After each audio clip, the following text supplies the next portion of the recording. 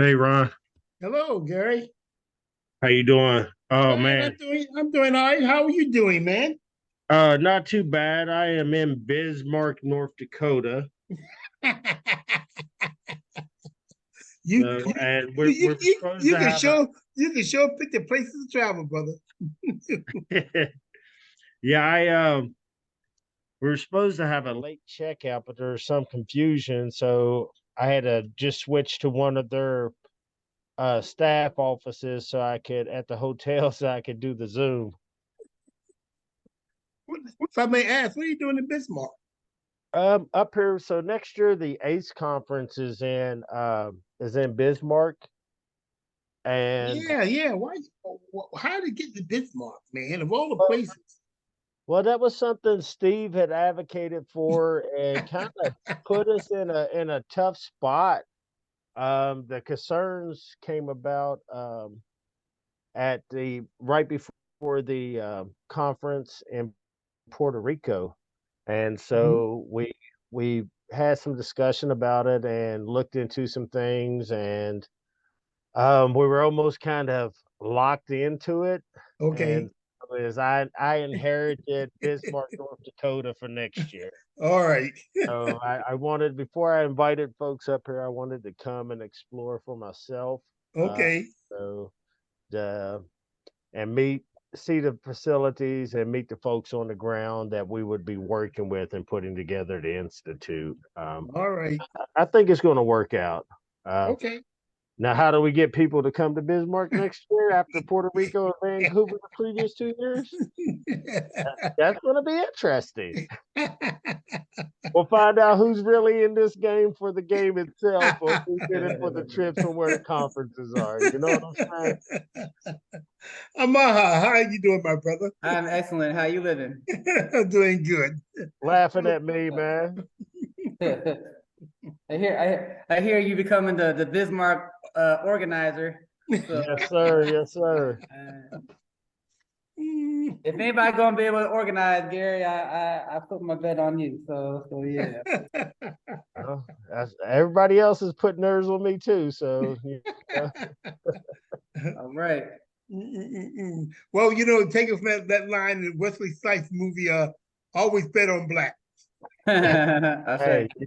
Hey, as a business person, that's where you want to operate anyway. Yeah. Hmm, hmm. So, Amaha, I know that you are given an hour. Um, do you get the first hour and Gary gets the second hour, or what? Yeah, I thought we were gonna. I wasn't sure if it was gonna bounce off everything together, but yeah, I only got an hour. So yeah, I'm the first hour. Okay, okay, great, great, great, great. How you been, Ron? Ah, man, just busy, brother. Just busy. Um, I'm hosting the convening in DC this year, so I got that meeting going on tomorrow. Yeah, Oh, yeah. Keisha told me that. Yeah, yeah. like for the planning. I'm not 100% sure if I'm going to be able to make it up. Like I have, uh, I'm speaking on a panel with Dr. Jessica in the morning. That I got a couple other things, but Yeah. I'm gonna try to, I'm gonna try to get there in the evening. But Oh, I all don't know right. for sure. Okay. Well, we always want your energy, bro. Oh yeah, so I want to be there, man. I want to be where y'all making history. Yeah, yeah. So we got 10 people right now who are in the window. So let me I think they're already in. I see some comments. I think they've been here the whole time. yeah. So let me pull up the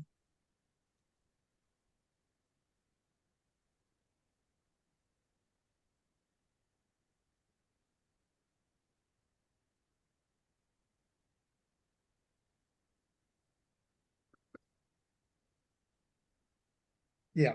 All right. There we go. All right. So I think that we'll get started. Let me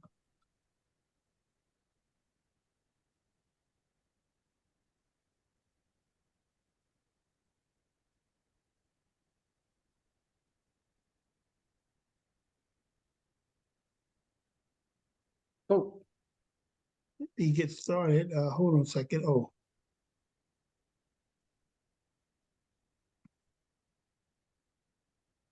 did I see Sister Free in the audience? yep. Uh,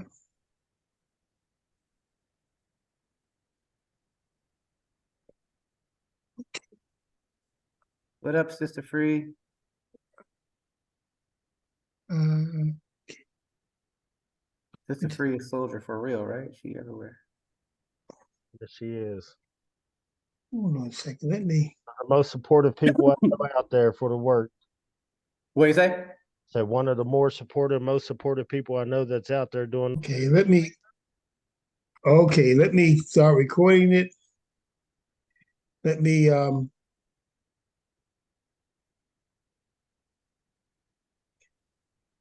Go to my share screen. I'm gonna do something real quick. Okay. Right.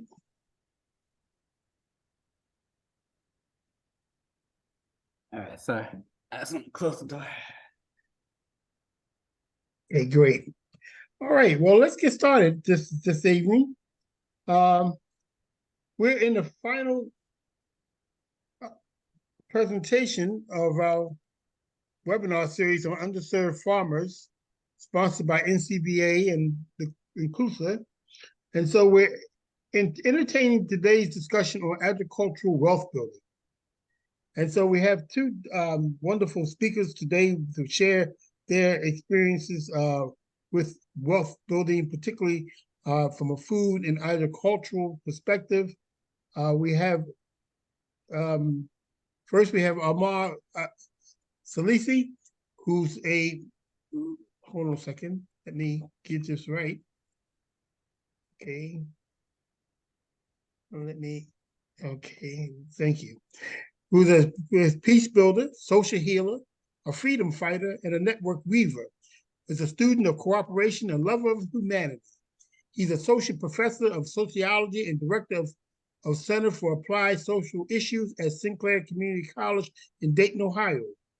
Amaha is a practitioner, scholar dedicated towards building bridges of trust, healing historical wounds, and harnessing the unique gifts of talents of every human being as we press towards a just and equitable society. As the former chair of the Dayton Human Relations Council Board and as a Kouros scholar, follows train the former chair of the Dayton Human Relations Council Board and is a Kouros scholar, Co-scholar. Yeah, it's in co-scholar, fellow trained in the Swiss Alps in peace building and healing historical wounds. He is co-founder and board chair of the Gem City Market, a community-driven effort to address food apartheid through a food co-op dedicated to increasing access to fresh fruits and vegetables within West Dayton. He is also co-founder and co-ed of Co-op Dayton, a co-op incubator that is guided by the Modern model. Currently, he is working towards his PhD in sociology at the University of Cincinnati with an emphasis on utilizing community-based participatory research towards emerging health equity and community transformation. Our second speaker is Gary Hampton, an Ajani Group worker owner, is a business growth development consultant who helps businesses and organizations to reach operational and capacity goals. Hampton previously served as Deputy Director of Small Business Development for the state of West Virginia and worked for 17 years as an information technology professional. After a successful career in IT and strategic development across different industry sectors, technology, financial, government, private, nonprofit, retail, and education, Hampton now advises, trains, and coaches businesses on strategic development and growth strategies to reach their organizational goals. He is also active in community-based cooperative economic development. Hampton is a passionate community supporter who enjoys coaching up the youth in his community through basketball and technology activities. Hampton received a BA from Marshall University in Management Information Systems. Welcome, gentlemen, to this discussion. Sure. Yeah, thanks for having us. Yeah, I'm happy to have you. Yeah. When you Um, ask, we say yes, right? We can't say anything else, you know? So no, you can listen. Listen. These forums are open forums, so feel free to share your thoughts and however they come out and transpire. Um, so Amaha, we have you first, and so you got a list of question prompts from Amar. Uh, so let just let me go through some of these questions and have you respond to them. What strategies can cooperatives implement to ensure that wealth generated through their activities is passed down to future generations of Black farmers? yeah, sure.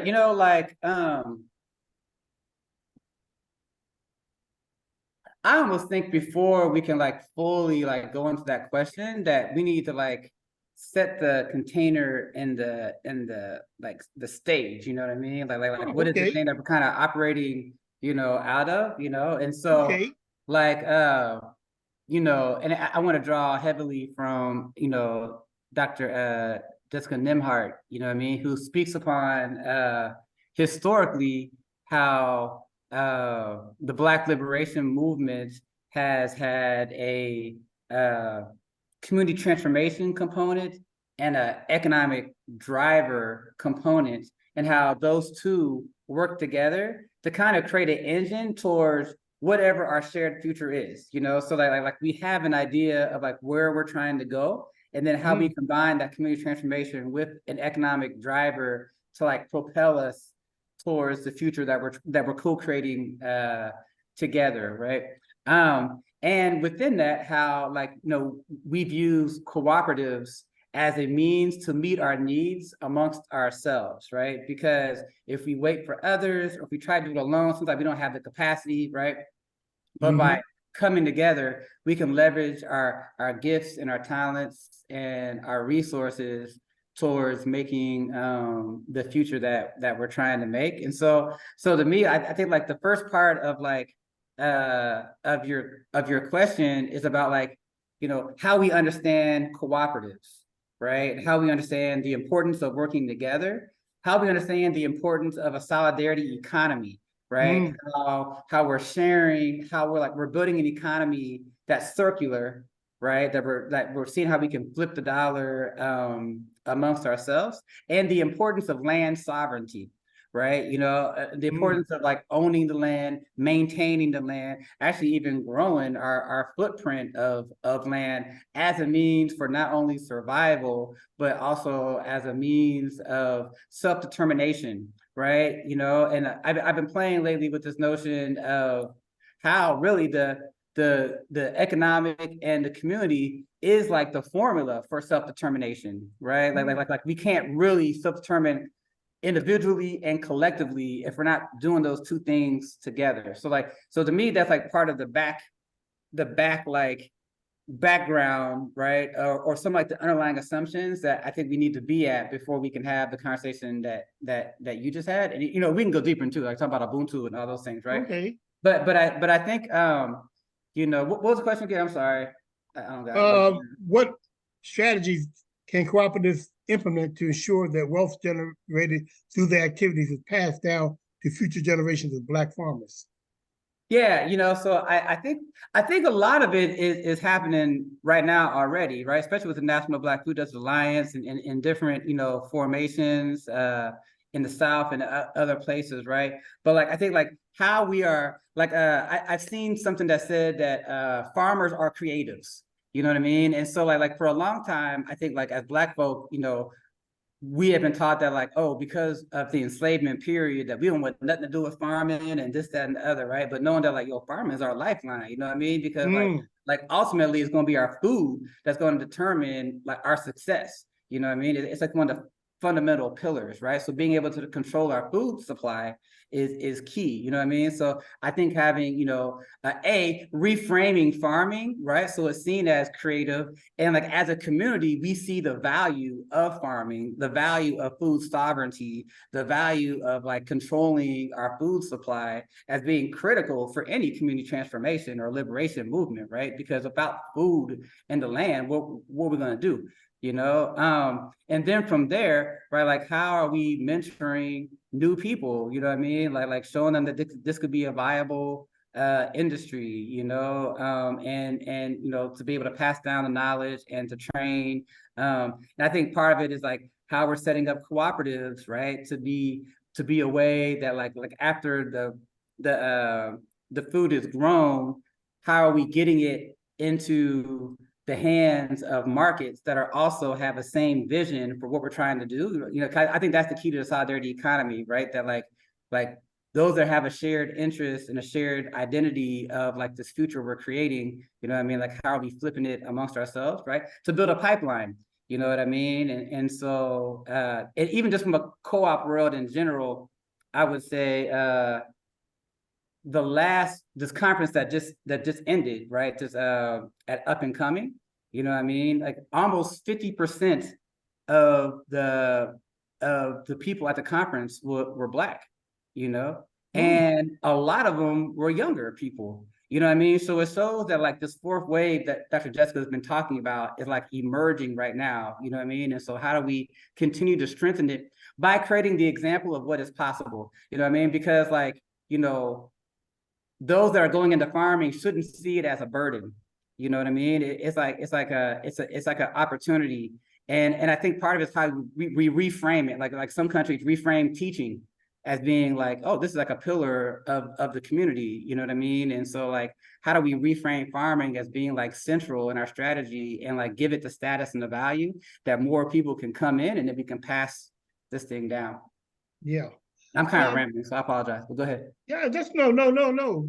Thank you, because you raised in my mind a question around ownership, and so we've seen that in recent years, last 30 years at least, that we've gone from probably 7 to 10% ownership of land to almost 1% ownership of the land, and so how do we gain the momentum to educate and the resources to go back and purchase land, not only in the South but maybe out in the Midwest, and to use it as a pathway for growing our wealth in terms of land ownership. So Gary, I will pass that question on to you. Yeah, I mean, I think we have to stop the bleeding, like you said, like we're losing so much land per year, right? I can't remember the number of acres, but it's astronomical. Yeah. So what are we doing to be able to stop the bleeding and then even regain the land? And I think part of it is an education, right? Of like, like sometimes, if people have, farmland and their families don't want to continue it, like they'll end up just selling it or something like that, right? And so like, how do we create a communication system where, like if your family wants to get out of farming, how do we ensure that it gets put back into someone else's hands that are Black, you know what I mean? That we're making sure we're maintaining the overall land and developing the funding to make it happen. I think part of it is what are we prioritizing? You know what I mean? And so I think I think like a strategy has different aspects of it and how they all work together. But I think like we're seeing more and more how like Black food sovereignty is becoming more and more of a priority for a lot of people, you know what I mean? Including me, you know what I mean? Like, I used to live on a farm, you know what I mean? But even when I lived on a farm, I didn't understand the importance of it. It was just more for me, you know what I mean? Like I wanted to eat more healthy and be more connected to nature, you know what I mean? But at the time, I didn't understand all the other parts of it, or, you know, I might have still lived there now, you know what I mean? I had a great thing. My daughter's always asking, can we go back out there? Because she like eating the blackberries, you know what I mean? So yeah. Yeah, I recall back in the 70s, Elijah Muhammad, who was the head of the Nation of Islam, had an initiative about buying land in the South, and he was a real big proponent of land ownership, in building Black wealth. So my question goes to this here in terms of how can we, or how should we begin to reframe this discussion around wealth and ownership of land? Yeah, you know, like. And Gary, you can chime in as well. Yeah. Please. Okay, yeah. I was, audience too. I was kind of want to chime in on that last question. If you yeah. Go ahead, Gary. I like. You know, I like. I'm all about dialogue.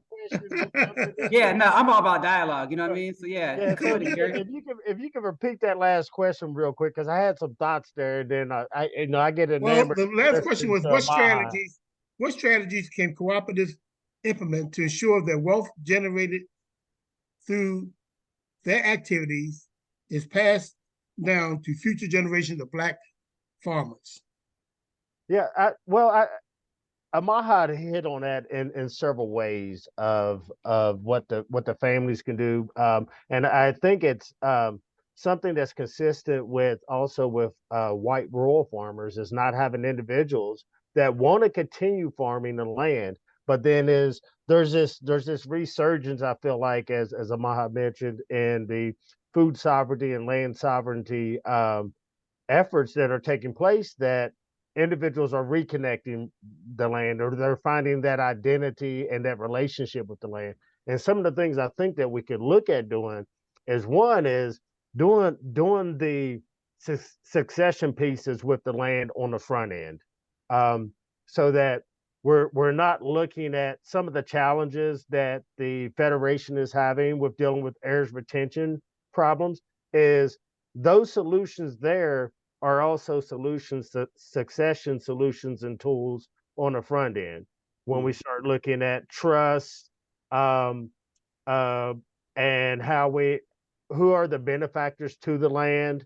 Do we include the local community trust in that benefactor list as it goes through generations, so that it remains as farmland or remain usable to the community? Some examples of that are, maybe collectively organizing to where you have a land trust that, one, is not exploitive, but is one that is looking at building that solidarity around land sovereignty and food systems, but then also is having those educational components that many times are the reasons that I think we find farmers in the situations that they are, because they don't get that information, that education piece on the front end. And so I think those are some of the key things, is making sure that your land succession strategies are set up on the front end, so that individuals don't lose the land, or it doesn't fall upon one person's decision and it's a family decision or a community decision. And then that's how we can hold that wealth within the communities, within the families as well. Yeah, I'm really feeling that, Gary. Like, especially, the land trust. I'm a huge proponent of land trust. You know what I mean? If it's housing, if it's just land in general, right? I think the key is right now is that, like, even if we don't even know fully how to utilize it, it's like, it's better that we have it in our possession and then we can figure it out in the future than like waiting to have all the things before we acquire it, right? Because we're slowly is dwindling away. And I think I've kind of, lack of a better word, I've kind of just accepted that, like, what I'm about to say, I understand is heady, but I also think it's like the cornerstone for everything. And so like I feel compelled to talk about it, even if it sounds heady, right? So I'm just putting it out there up front. That like Okay. I think we need to really understand Ubuntu, you know, like this notion that we have a shared future, right? Because like that's going to change how we see ourselves and see each other, right? And so we're going to operate differently if we're going to create new patterns of relationships, right? Then like it's going to start with how we see each other. Like what is the underlying assumptions of how we interact with each other, right? So Ubuntu, you know, I am because you are. My humanity is tied to your humanity, and I can't be all that I can be until you are all that you can be, and vice versa. You know what I mean? So when we're talking about like what is the underlying predominant thought that then is building the structures on the earth, right? Like right now, it's based upon this notion of separation. It's based on this notion of independence. You know what I mean? And so it's like we have to like look at the root, right? Because all structures are an idea that we put resources to, right? So if we're putting we're putting resources to a false idea, you know what I mean? It's always going to end up in some type of hierarchy. You know what I mean? And instead of like acknowledging our human dignity and our shared future, right? Because like if we understand we have a shared future, then we understand that this land that like I am a custodian of, you know what I mean, is actually for the people. You know what I mean? And so like how do I operate from that standpoint? You know what I mean? And so I think it's a critical piece and a shift, especially if we're going to move from aspiration to acceptance, right? Because in this hour right now, we need to actually know the hour that's at hand. You know what I mean? Like people have been talking about this time for I don't know how long, and now that we're here, how do we make this shift over, right? And so like when I'm looking at Ubuntu, I'm looking at like what is the social fabric, right? Like what is our safety net, right? Like all of these things are interconnected together, right? Like as we start seeing ourselves as like, yo, we all have these gifts and talents and we have what we need amongst us, but do I have the trust in our relationships that I can put my gifts into the center of the circle? You know what I mean? And so like, I know all of this is heady and it's not necessarily about food, but I think like without having this orientation, you know, our implementation of anything is going to be off. You know what I mean? And so it's like, what is this root foundation? What is this renewed mind that we need to have? Because like science is starting to prove, like Einstein proved it, E equals MC squared, right? That like matter and energy are the same, right? And so like science is proving that we actually have a social self. You know what I mean? That like our self is not just uh my being, but I also have a self that's connected to others, right? You know, and like understanding that changes the dynamics and the framework for everything else that we're working towards. Yeah, you're talking spirit. Yeah, That's what you're 100%. talking spirit and connecting spiritually. Yeah. Well, and I think when we start talking that and we start talking with the land, I mean, is that's part of that relationship with the land.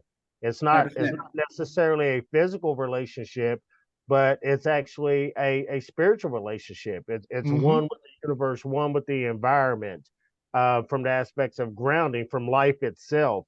And so when we're looking at land sovereignty and food sovereignty, they go hand in hand. You know, there's the production isn't when it's processed, the production is when it's grown. And so that's a relationship that we have to maintain. And then is again, everybody's relationship with the land is going to be different. And those are some of the things that we have to overcome, and we have to have a common understanding on if we're going to get to the pathways and to the places that Amaha is speaking to, is having that one is being able to physically touch and get to the land and acquire it, but then is being able to spiritually connect with the land. What is that factor, that wow factor when you step on the land that you get? And I've experienced that myself. You know, I'm not a farmer by trade or anything of that nature, but as I got up here in the Midwest and I was connecting with people around the land, and things begin to grow. Things begin to blossom. The relationships, the opportunities, the purpose. And then now I find myself is how do we connect people with the land? So I'm working with organizations to get emerging Black farmers, individuals on the land, or looking at how do we transfer the land, because again is, you know, there's a number of rural farmers that don't have benefactors that want to take on farming. Yeah. And so is we have individuals looking and waiting in the wings and the ranks that want to access this land. So is then there's these other social dynamics we have to work through. But I think that solidarity and the commitment to connecting with the land and that energy that comes from connecting with the land is the solutions to helping that land move. And so it's like looking at the different models and different things that are out there for land transfer and land succession are going to be important along the way as well. Well, let me Yeah, ask that's a question. Let yeah, me ask yeah. this question. Why do you think that community land trust has not been a pathway for owning land in particularly in the South? You know, we use community land trust model. I see it doing used a lot in urban environments, Mhm. but very little do I see it being used in rural environments. Well, I think that could be a number of things depending on what the farming laws are in the respective states, as well on who can hold land and different things of that nature, and that can vary. So I'm not an expert on that, but that does vary just like with any other laws that we have on the books. But is I think that is part of that solution, but we also have to overcome is sometimes when we start talking structure systems, and then Maha mentioned the trust element is being able to trust those entities and working with us to maintain that land. And so that's a very important piece is that community land trust has one very important word in it, and that's community. Mm. You know, and it should be about the community, and it can be a powerful tool and a important and critical tool in holding land for generations, um, for families and for communities, because that's one way that we can assure that farmland remains available for the next generation of farmers as well, is by having it in trust or having a trust as one of your benefactors down the list.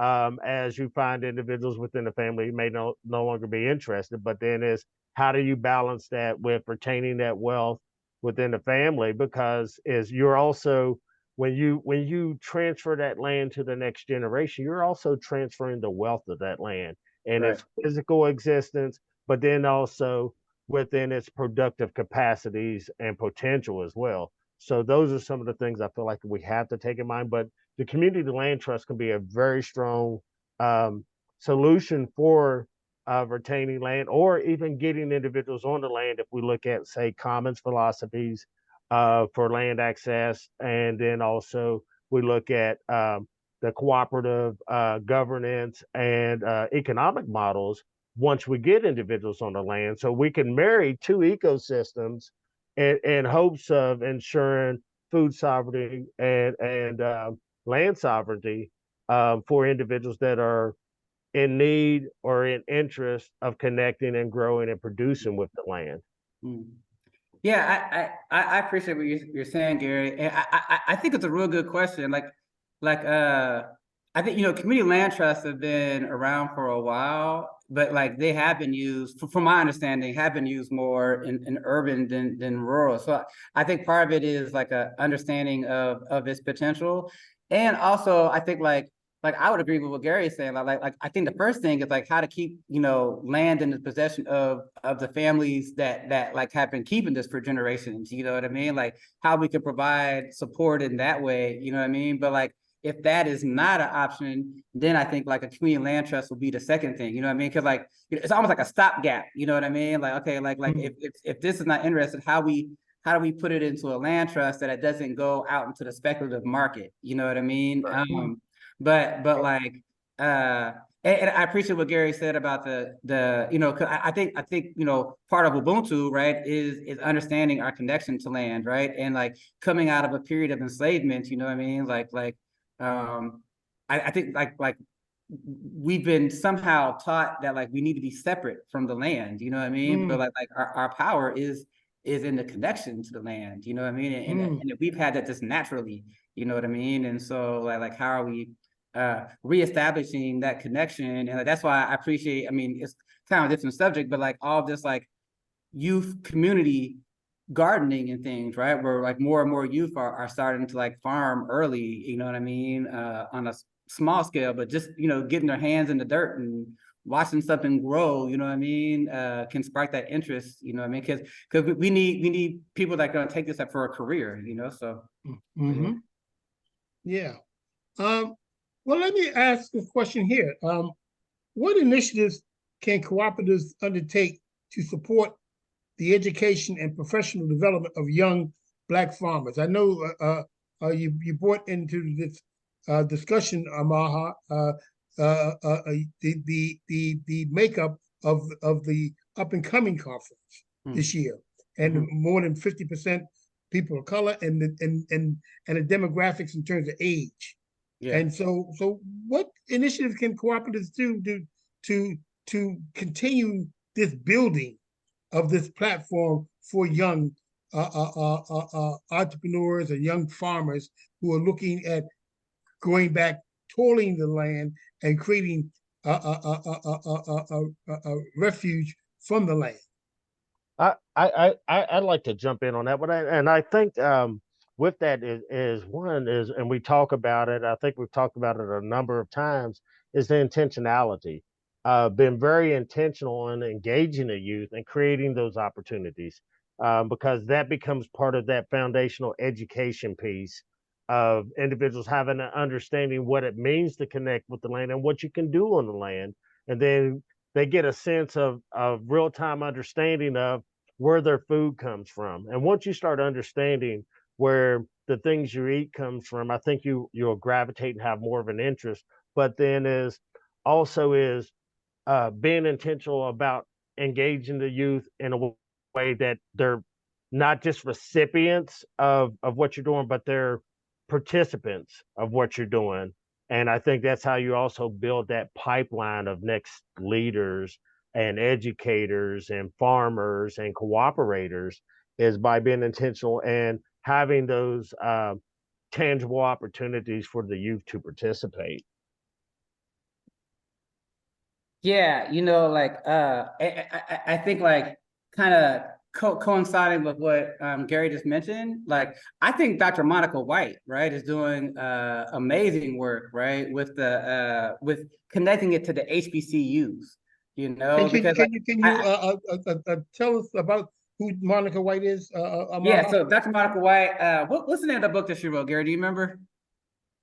No, I am not certain. I cannot remember, but like so she's part of she heads up the Black academics part of the National Black Food Justice Alliance, right? And within that, down at Florida A&M. Yes, exactly. Yes, exactly. Oh yeah, okay, I'm familiar. At Florida A&M at FAMU, right? They have the Lola Hampton Frank Pinder Center for Agroecology, right? And so I think part of it is like, you know, like what role are HBCUs playing, right, in creating our Black future? You know what I mean? Like, I'm an Afrofuturist, you know what I mean? And I see all organizing as like creating this Black future, right? Yes. And so like how are we using the HBCUs, especially the land grant HBCUs, as like a hub, right, to build up this farming aspect, right? And so like she's doing amazing work down there, like on the land. And like I know like right now they're looking for a next region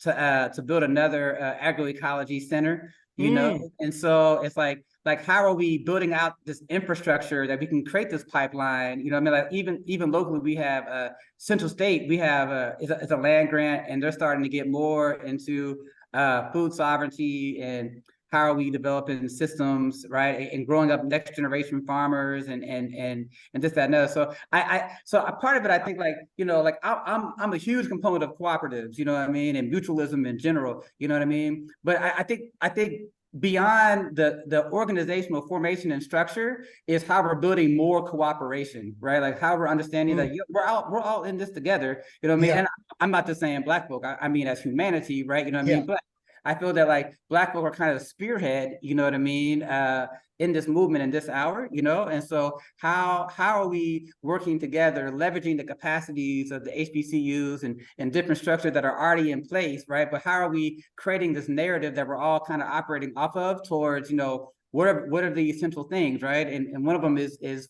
land and food sovereignty, right? So like, so I want to shout out Dr. Monica because I think she's doing amazing work. And I'm sure there's plenty others, you know what I mean? Like this isn't my like, I'm not the strongest when it comes to Black farmers yet, you know what I mean? So like, I know I'm missing people and I apologize in advance. Yeah, that's Well, okay.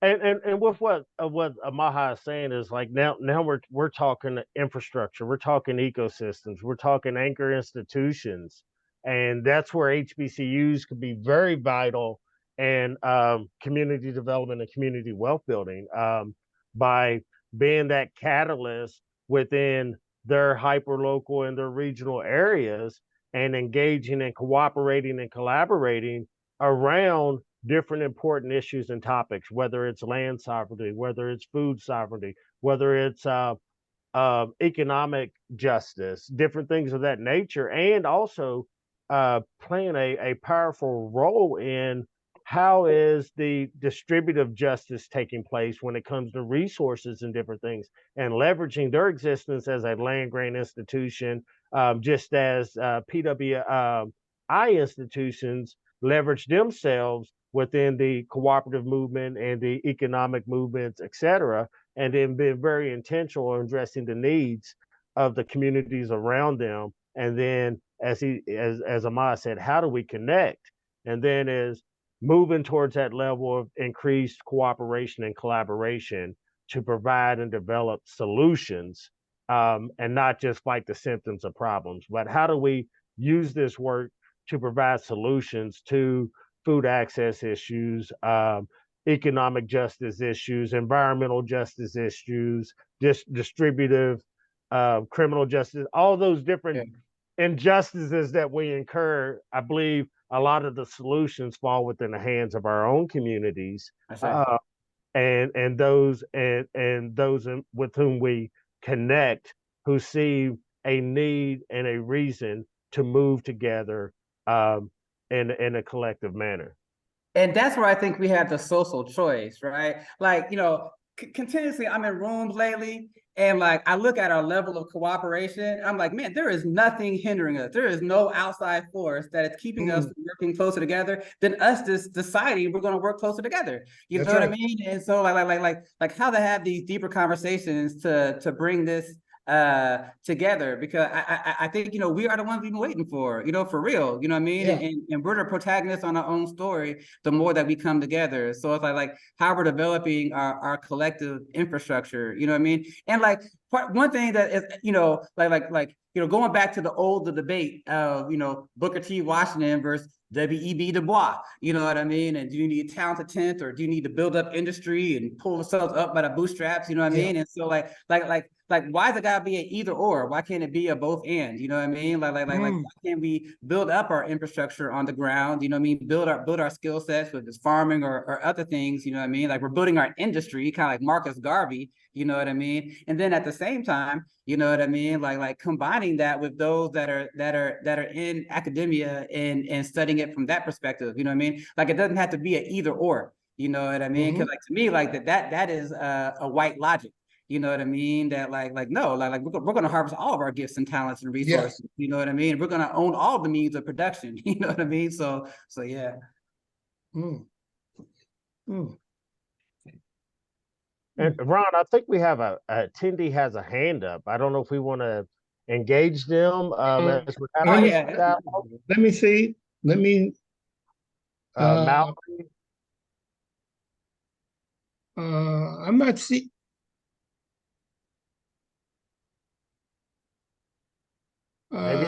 Maybe I'm just seeing too much on my end. Well, I'm looking to see. I'm trying to monitor the. Yeah, there's Sharon Mallory has a hand. Yeah, I can't see anything.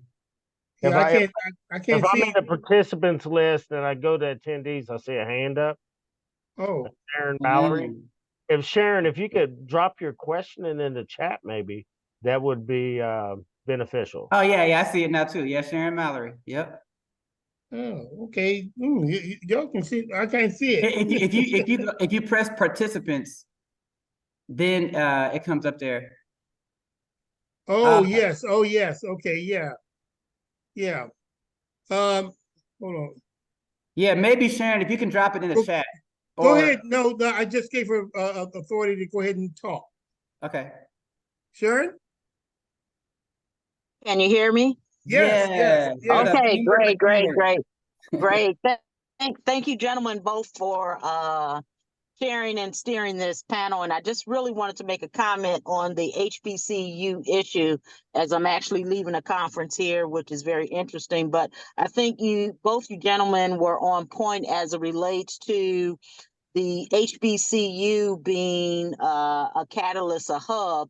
The issue that I am seeing in trying to collaborate and work with HBCUs is that many of the staff members, the deans, the so on and so forth, are not people of color, which means I'm going to use Ahmad's word, their humanity is a little skewed as it relates to officially trying to work with people of color. And unfortunately, that is something that we're going to have to figure out or either demand.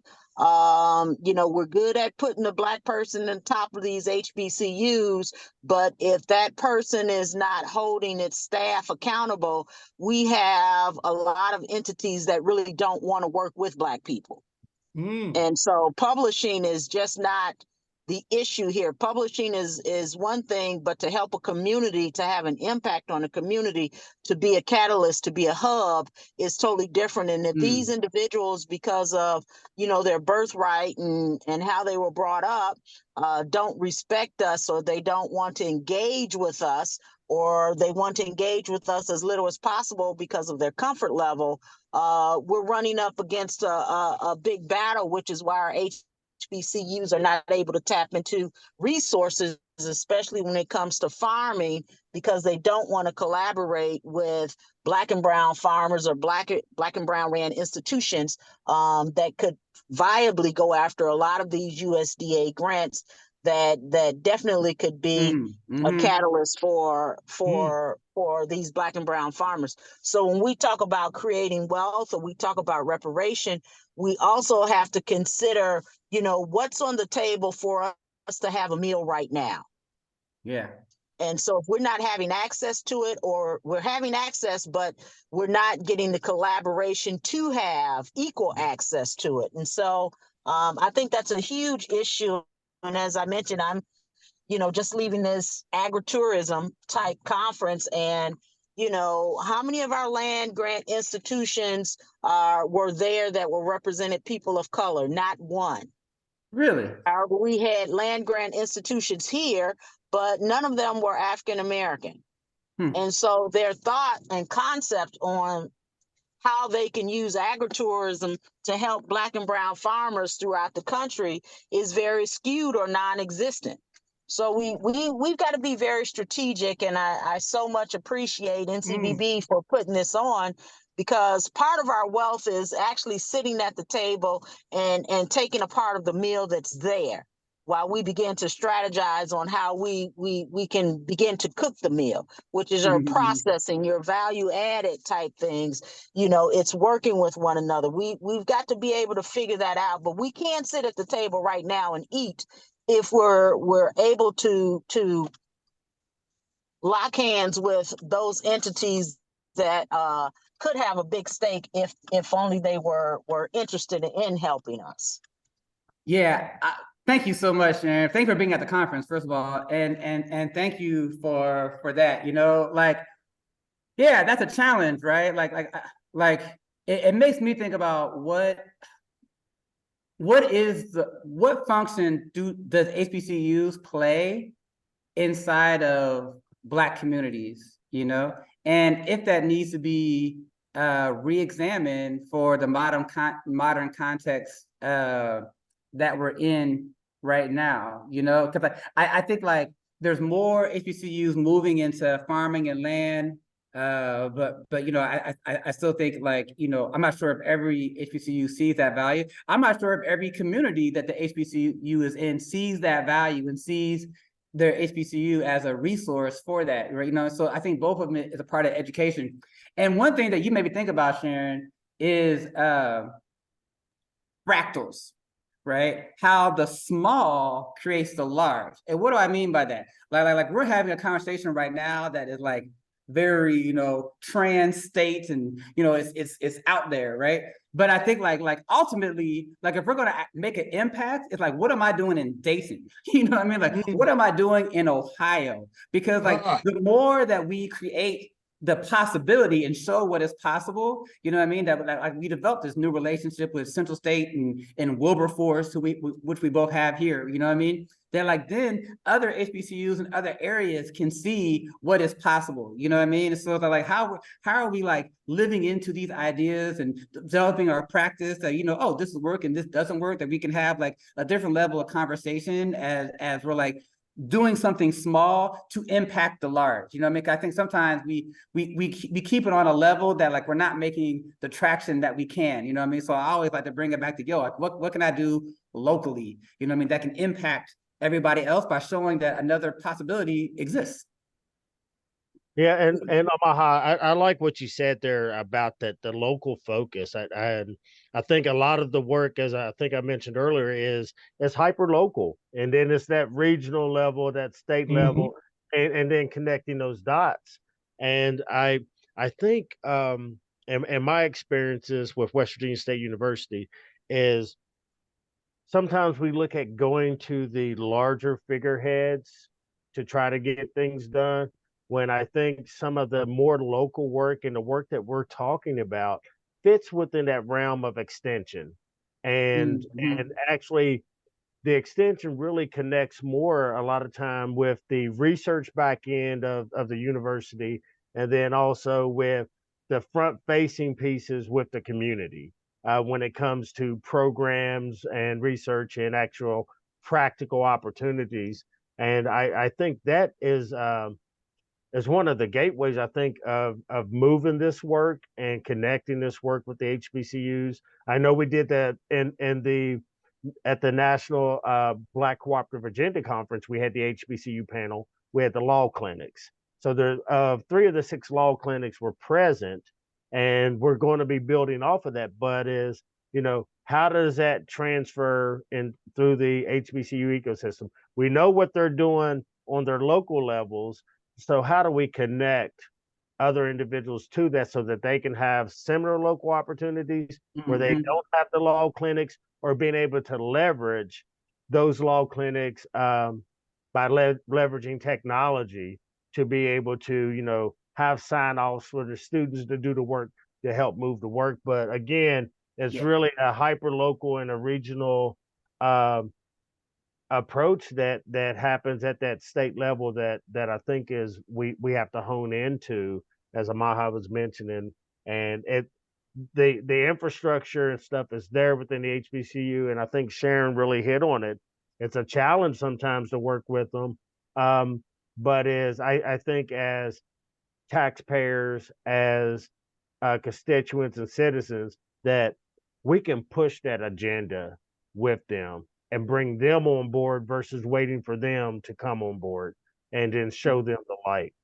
Yeah, you know, it's interesting. So we had a conversation locally on something completely different, but the strategy I think is the same. Like this last night, right? Where it's like, you know, like we could talk to the college presidents, or we could talk to, you know, staff and students, right?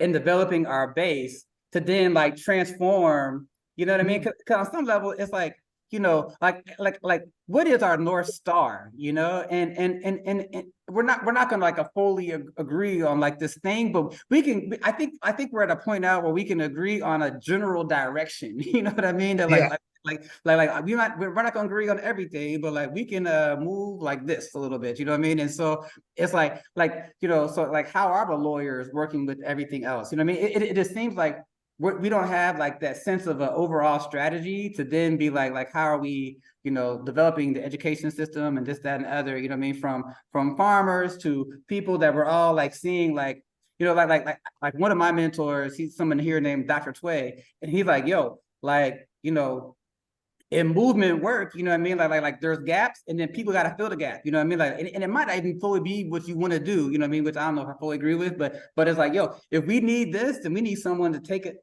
to go to school, learn this role, because we need you inside of this movement that we're building. You know what I mean? And so it's like, you know, taking responsibility of like what are the gifts and talents that we need, you know what I mean, to build this pipeline, because ideally, you know what I mean, what I think is critical about the farmland, right? Like Marcus Garvey will talk about like from building the cotton all the way into like how we're, you know, transforming and making clothes or whatever out of that cotton, right? We should own all the means of production. You know what I mean? And that's the whole purpose of the solidarity economy. You know what I mean? And so like if we're not owning the means of production, if we're not owning how we're transforming, I can't think of the word right now, but like how we're transforming that into products, you know what I mean? Then it's like we're missing this pipeline that we could develop by ourselves. Like we have the resources and we have the talent, you know what I mean? But we don't have, we haven't developed that shared identity that we're in this together. And I would hate that we're waiting for like something out externally and push us to like do what we can do now, like by social choice, that like so that we're proactive instead of reactive. Yeah, and I like what you said there. I think you was trying to get towards the vertical integration. So is, you know, from that production to that vertical integration, whatever products, byproducts that come off of that, the value added products, to getting it to the stores. So is we have the opportunity, and I think we have the knowledge, and I think there's enough shared interest that we can look at what role can we play as farmers and producers and landholders in that process of getting things to the consumer, through the distribution channels, being part of the distribution, being a part of the value added production process as well along the way. And I think as we look at those opportunities and we seize those opportunities, I think we also add to the generational and the wealth building opportunities that are there beyond just connecting with the land. Yeah. And I'm sorry, Ron, if you're taking you. No. Yeah. No need to apologize. Please, don't need to apologize. Sherry wants to say something. She has her hand up. Let me unmute her.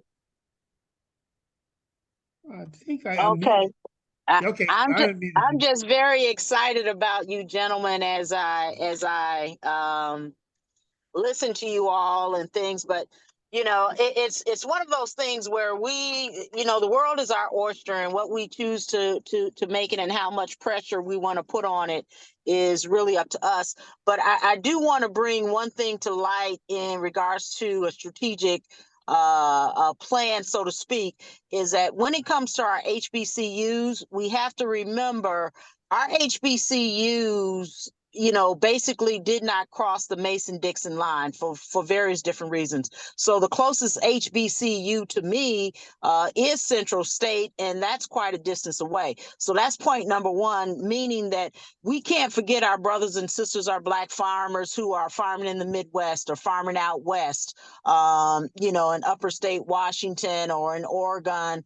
We have the Black Oregon Land Trust people. We can't forget that. So we've got to be very strategic. But I also think when we talk about distribution and those value added, and this is something that I think is very dear to my heart, in just analyzing over the last 2 years, is that our issue is not really distribution in a traditional fashion. It's distribution into our local economies, which means we need to go back to having those mom and pop type stores that are maintainable, but they have a network that is not outpricing them in the system. And so what that does locally to our economy and building Black wealth, it brings entrepreneurship back to the local level where we have these mom and pops. If you look at urban development right now, everybody's moving to this concept where they want retail on the bottom, retail on the bottom and housing on the top. Well, that's a structure that we can look back as few as 30 years ago was very vibrant for a lot of individuals. So I think we have to question our desire to get into the food supply system as we know it. We want them to come to us, not the other way around, because they're controlling who gets in and who doesn't. And so my solution to that is we really got to pump this. We've got to pump this entrepreneurship aspect for people who have a desire for it. And it doesn't necessarily mean that you're going to go from A to Z and you're going to be the next, Kroger or something of that nature. But it can create a certain level of wealth if it's done correctly. And Black farmers play that key aspect in being a part of your value chain by being able to provide fresh fruits and vegetables and produce. So, we've got to recreate our food distribution chain, and that's just my opinion, and that's what I'm going to put my effort behind, because, I don't want someone controlling who gets in and who gets out. You can afford it, but you can't. And that's how the system is designed right now, which is why a lot of Black-owned grocery stores go out the back door, because we haven't connected them to the people who are struggling. And if, you would buy my stuff for 25 cents, it's better than leaving it in the field and just turning it over. So we've got to rethink that economic chain in order to be successful. That's all I wanted to say. Yeah, thanks, Sharon. Sharon, I appreciate that. Actually, okay. can I hop in real quick? I gotta get off for a second. Go ahead. Yeah, I really appreciate that too, Sharon. And I would love to connect with you, you know what I mean? So let's talk offline. And I want to highlight the National Black Food Alliance again, right? Because right now, like they're developing an ecosystem for Black farmers, Black land sovereignty, right?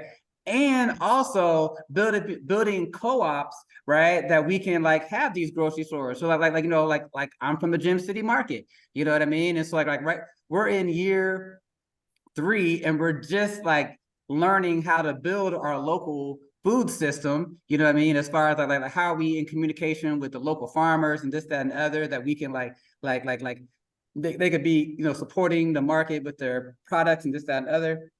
But it's so I think it's all connected together, like you're saying, right? And that's where I think, again, where the co-ops come in, you know what I mean? Like all of these Black co-ops, food co-ops that are emerging, right? Like how are we connecting that with the farmers and making this, and that connection, I think is so critical, right? Because we got to know that we can build our own economy, you know what I mean, ultimately, right? And that's why I think that it's a point of Dr. Jessica's book of Collective Courage, right?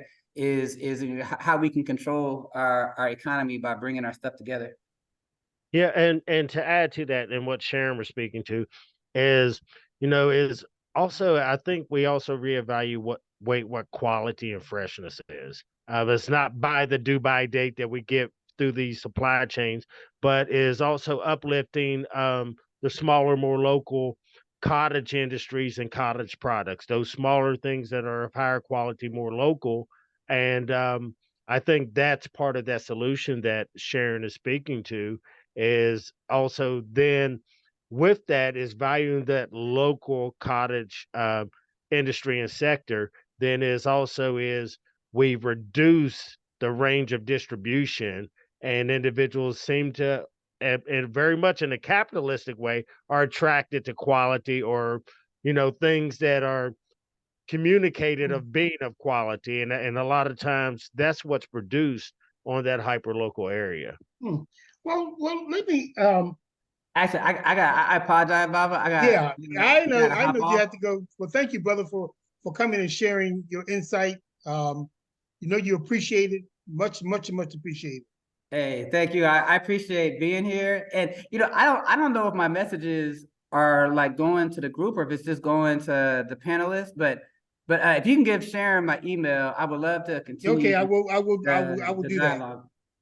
Cool. So bless and love, everybody. You know what I mean? Maybe continue on this journey. And thanks, Ron, for creating the space for these type of meaningful dialogues, you know?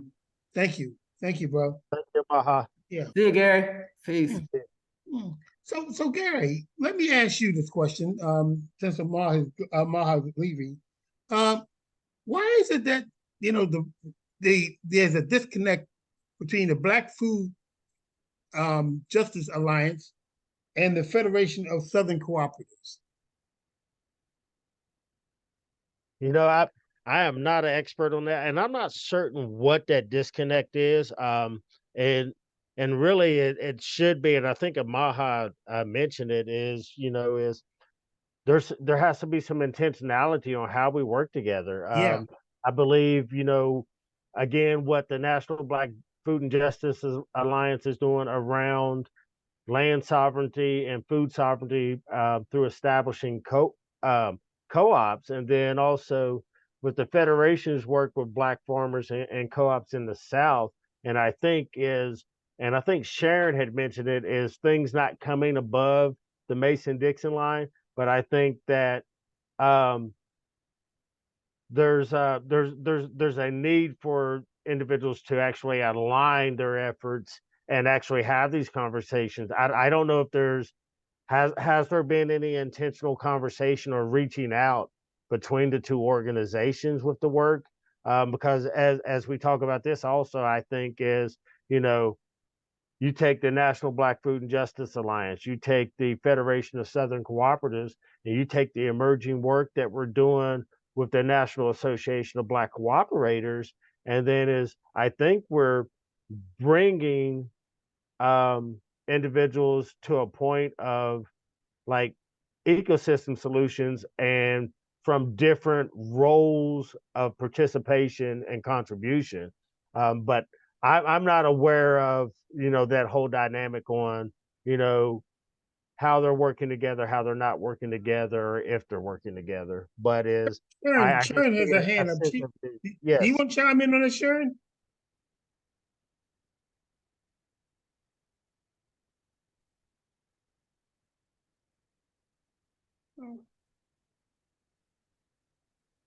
Sharon, are you still there?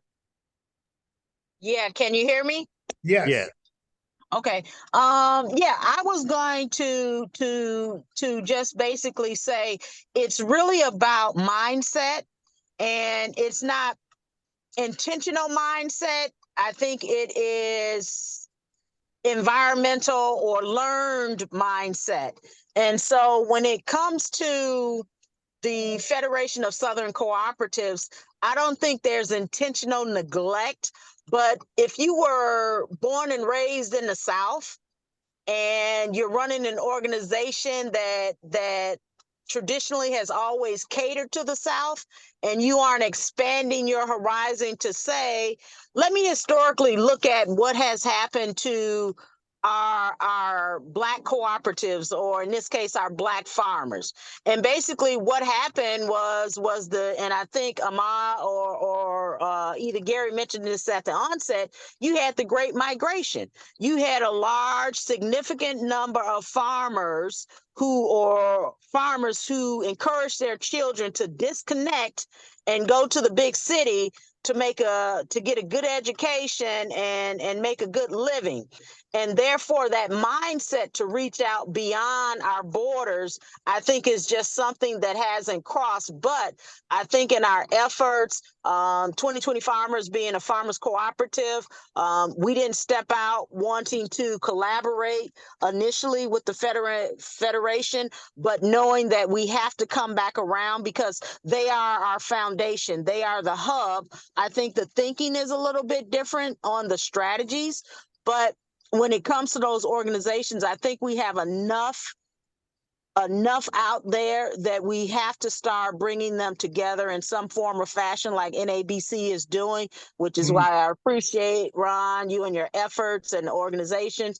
And we just have to, keep moving in that vein of working together We may not always agree, but as long as we agree to work together and move forward, I think we'll get there. But, we have to rely on those, how should I say it, traditional institutions, Black institutions that are part of our foundation. And it just doesn't stop at like the Federation of Southern Cooperatives, because we're looking at, when it comes to agriculture, especially, and using agriculture to create wealth, we're looking at our NAACPs, we're looking at our urban leagues, we're looking at our historically Black universities and colleges, because maybe we became overeducated, if there's such thing. But we lost out a significant part of our traditional economic prosperity. And that was something we knew we were good at, and it's farming. And this is coming from a city girl who didn't know anything about farming until I got engaged with these Black farmers. And so my background being in finance and analyzing companies all day long, I am just really driven by increasing the economic wealth of Black folk via agriculture, because it's what we know, it's what we're good at, it's what brought us most joy, it's what connected us. And so even though it was under hardship, it is what connected us, and it's what we knew. They relied on us, we didn't rely on them. And so we've got to go back and reclaim that and acknowledge that, yeah, it hurt.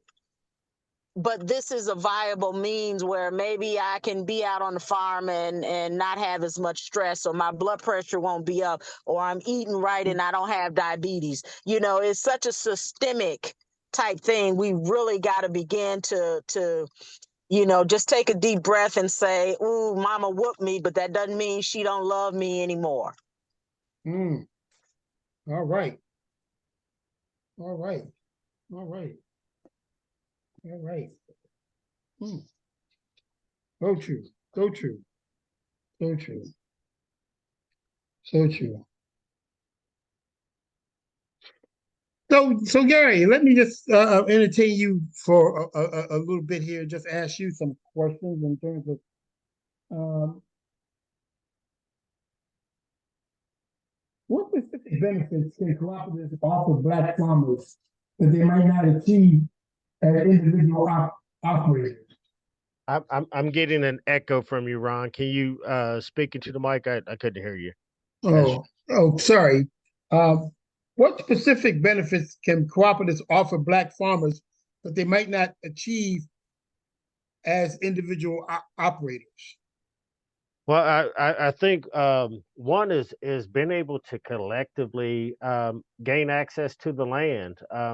Sometimes finances and skill or knowledge are barriers to taking advantage of the opportunities, and I think cooperative farming allows individuals to mitigate and limit the risks that they will have to take, as an individual, versus if they were going to do it as a group. So if they were able to basically share in the stewardship, management, and oversight of the land, but then also in the purchasing or accessing the land, getting access to the land, are benefits of cooperative farming. And then as some of those investments, once you're connected with the land, when it comes to potentially a shared tools cooperative, a shared marketing cooperative, shared distribution.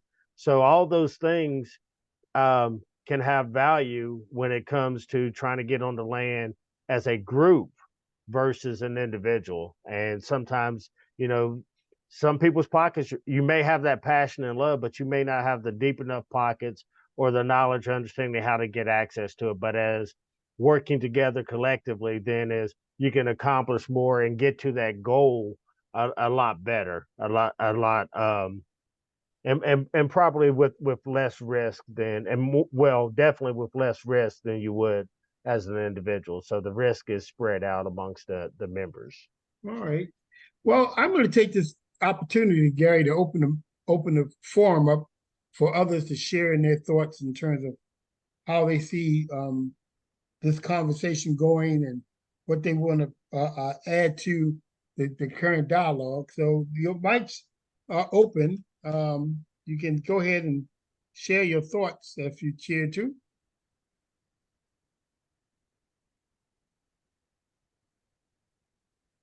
Yeah, Margaret. Hello, good afternoon. Thanks for inviting me to participate in this. This is a good discussion. Gary, I wanted to ask you for a little more information about the organization that you're with, the African American Co-op Developers Network. And from that experience, you know, who's approaching the co-op developers to form more agricultural co-ops, to get into local foods, to have land trusts, to cooperatively farm together? So the group that you're speaking to is the National Association of Black Cooperators.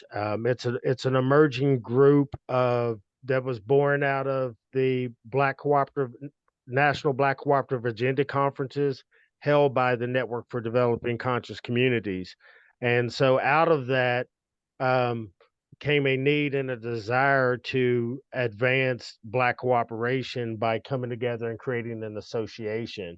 So it's still in the formation steps, and the creation of bylaws and different things of that nature. But then is part of that is we're going to be looking at that peer-to-peer support. How do we help uplift each other's work around the country, and leverage who we are and what we bring to the table. Now, when it comes to the Black farmers, and different things, the National Black Food and Justice Alliance has a land sovereignty work that they're doing, and also focuses around the food systems and food sovereignty.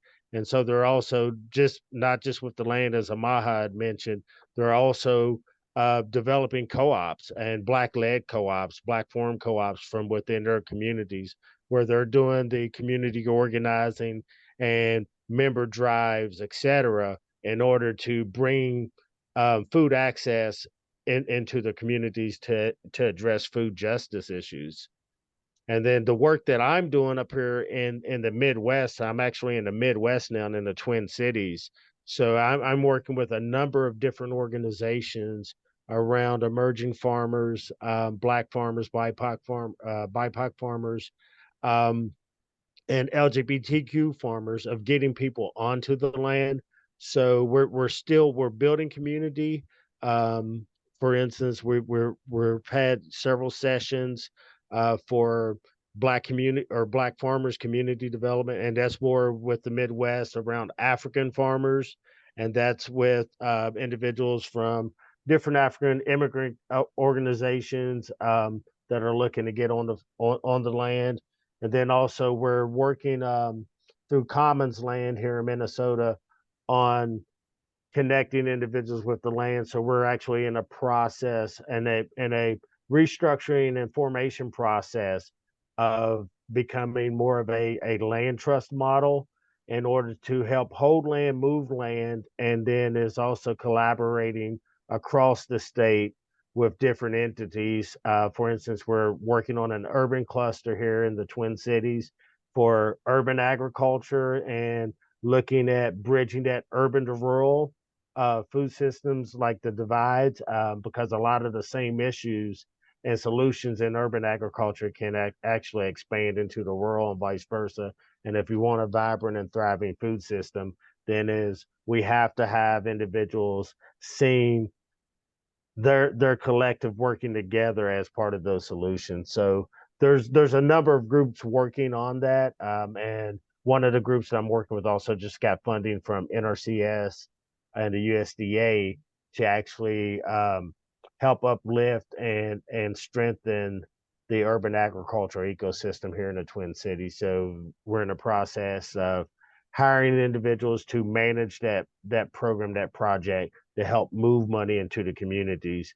And just to go back, is also there's Midwest Farmers of Color Collective that's also working with Black farmers and minority farmers to get access with the land. They're in the early stages of forming a land fund, and so I think they recently got $100,000 to start that fund.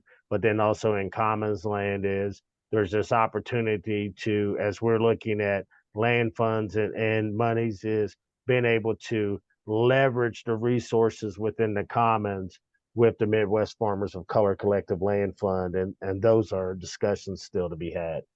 Hopefully I answered your question. You sure did. Wow, that's exciting work. Thank you. Wow. You're- Yay. You're welcome. Thanks, Parker. Yeah, I just put in the chat, the fact that we're hosting a Black Health Equity Summit in Baltimore on November the 9th. And you can go to our website.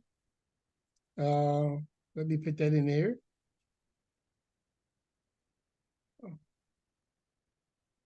Go to our website, www.ndccnetwork.org,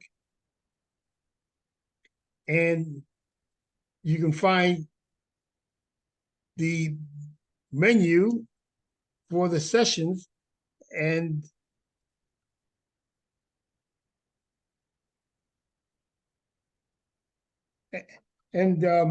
So this is going to be a precursor to a larger conference we're going to hopefully, our goal is to plan for the spring of 2024.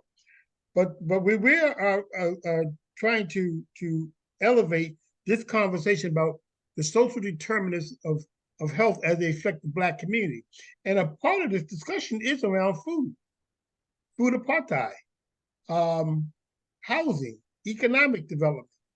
And so when we look at the social determinants as they affect the Black community, we see that there are huge disparities in terms of delivery of services and resources to support furthering the discourse around the social determinants as we see fit, as we see them affecting the Black community. So so I just put in the chat website that you can go to learn more. It's a free conference.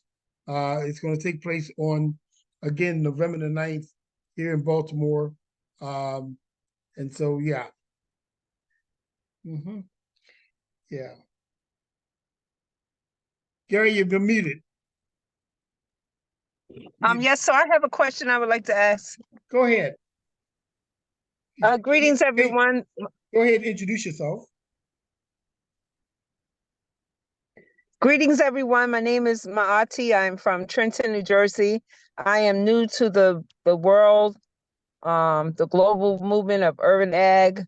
I am a community gardener. That's how I got rooted in this whole, movement that is worldwide. So I'm just a newbie, and I'm out here in New Jersey.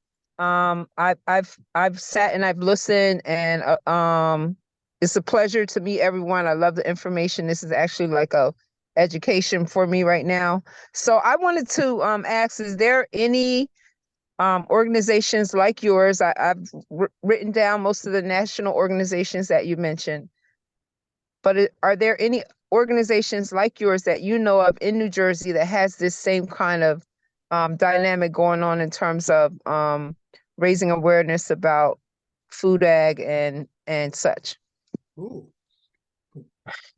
Good question. I'm quite sure there probably should be someone in the agricultural community there in New Jersey, since it is the Garden State. Yeah, right. Since it's the Garden State.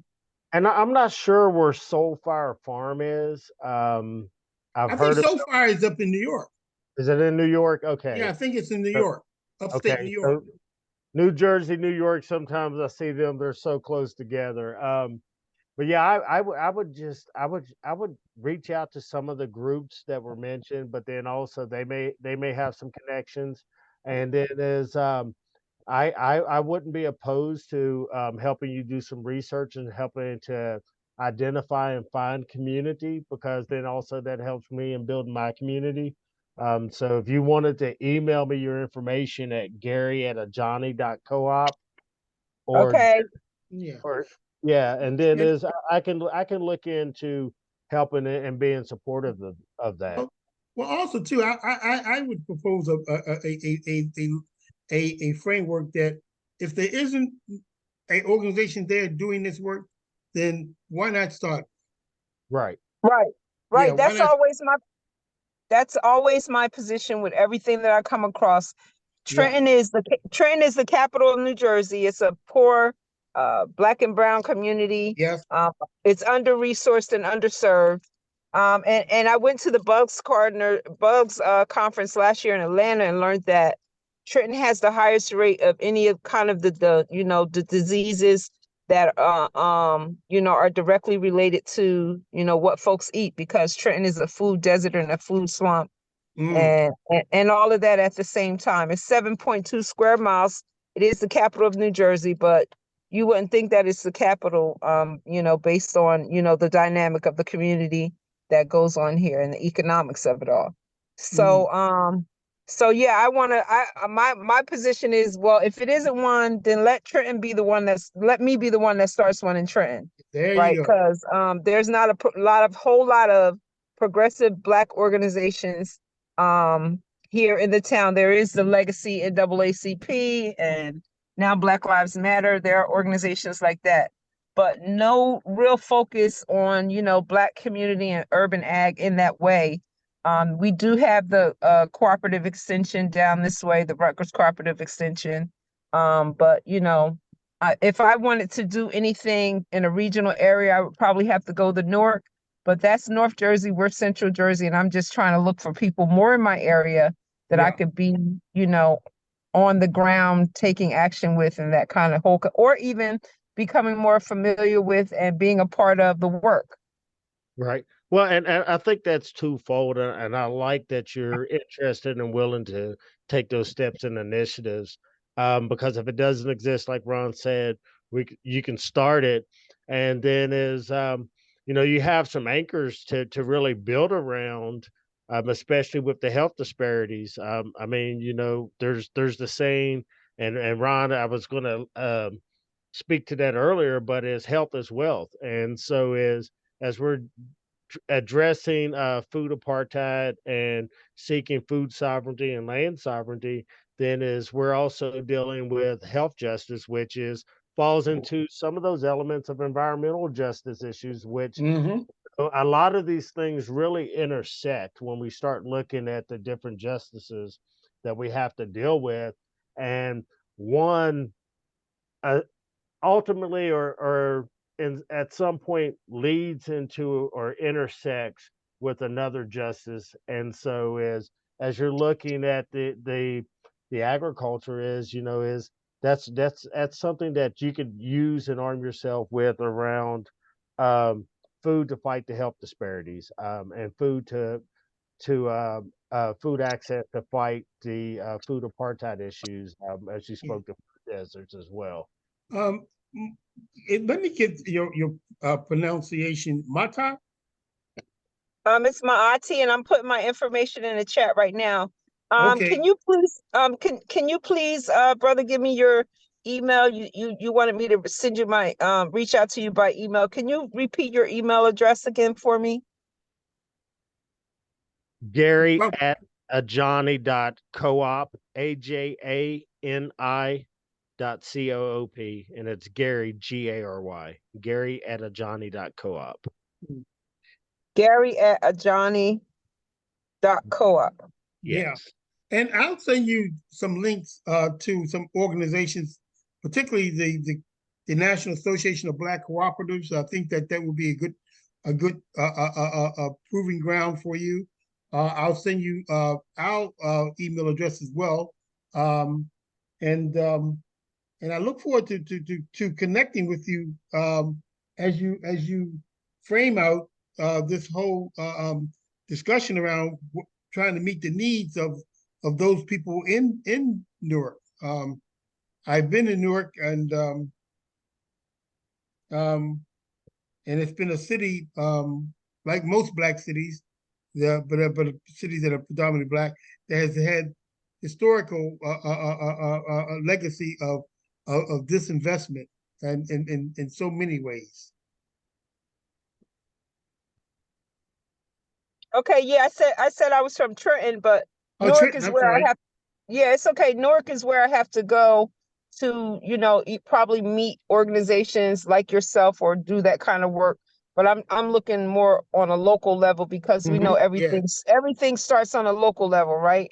that's right. So, Trenton does have an Adopt a Lot program, and I am in the process of trying to adopt a lot for gardening and to have my own space and stuff like that. Because I'm an urban dweller, I live in an apartment, and Okay.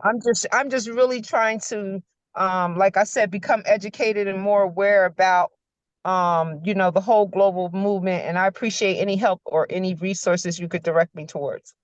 So I do have a question about this adopt a lot. Is it something that is a lot or property that's held by the city or county that you get to steward or manage, or is it something that actually transfers ownership into your hands or to your organization's hands? What Well, steps how the can be okay. be approached? Okay, well, how the ordinance is written, and this ordinance just created in 2021, right?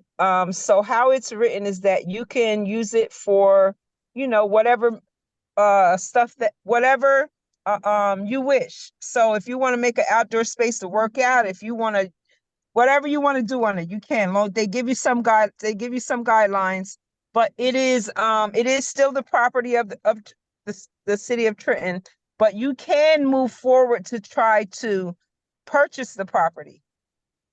So it's like you don't own it, but there is the possibility that you can own it.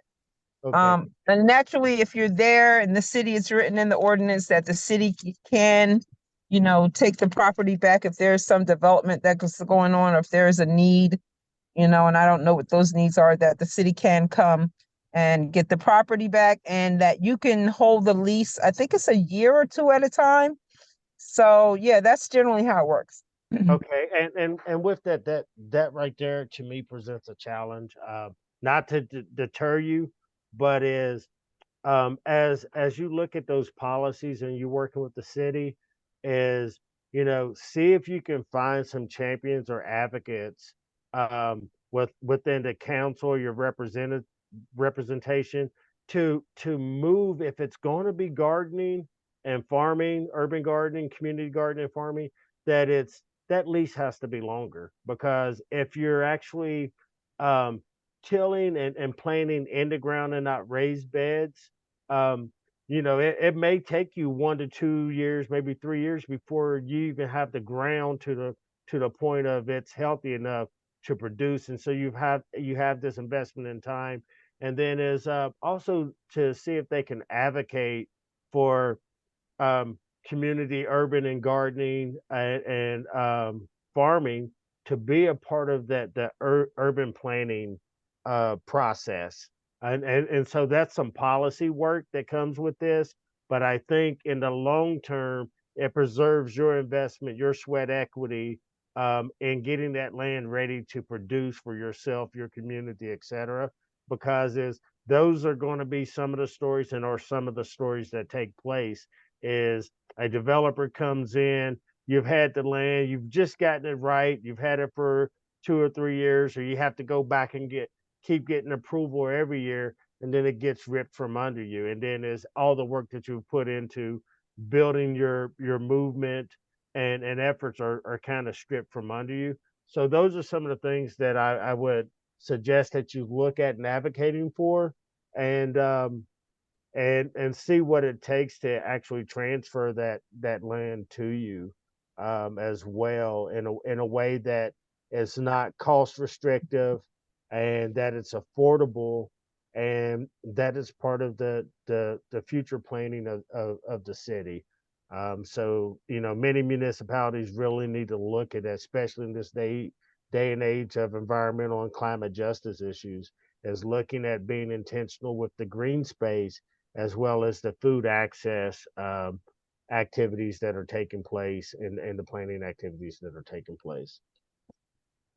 Yes, I agree completely. And those are my intentions to um eventually move the policy, because it is an ordinance that just was adopted.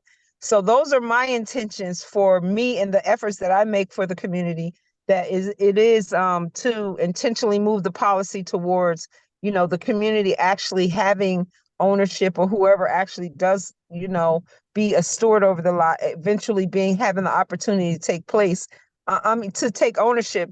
And thank you for, making me aware that, yeah, if you do it for 2 years, that's really not enough time if you're really trying to get the agricultural benefits of, being in a place and taking care of it and maintaining it and growing and caring for it. Thank you for bringing that point out. You're welcome. Mhm. All right. Those are all the questions that I have. I'll look in the chat for any information, and I put my name and my email address in there. Well, thank you, my sister. Well, we're at the final conclusion of this webinar. I want to thank everybody for participating, sharing your insight. Again, I hope that some of you can attend our Black Health Equity Summit that's coming up in November the 9th in Baltimore. I put in our website so that you can go and get information.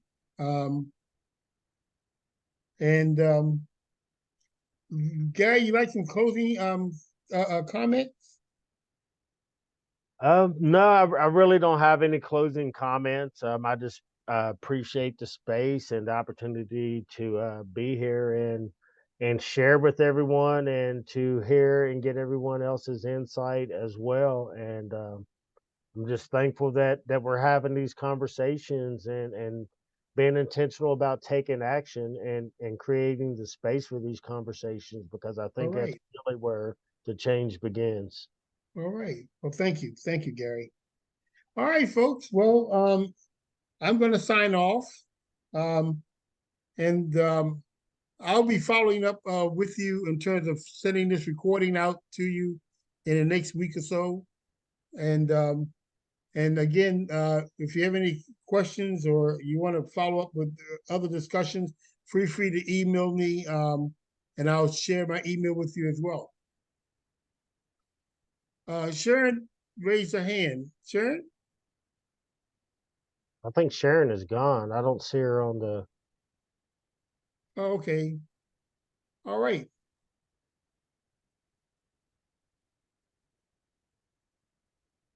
Thank you.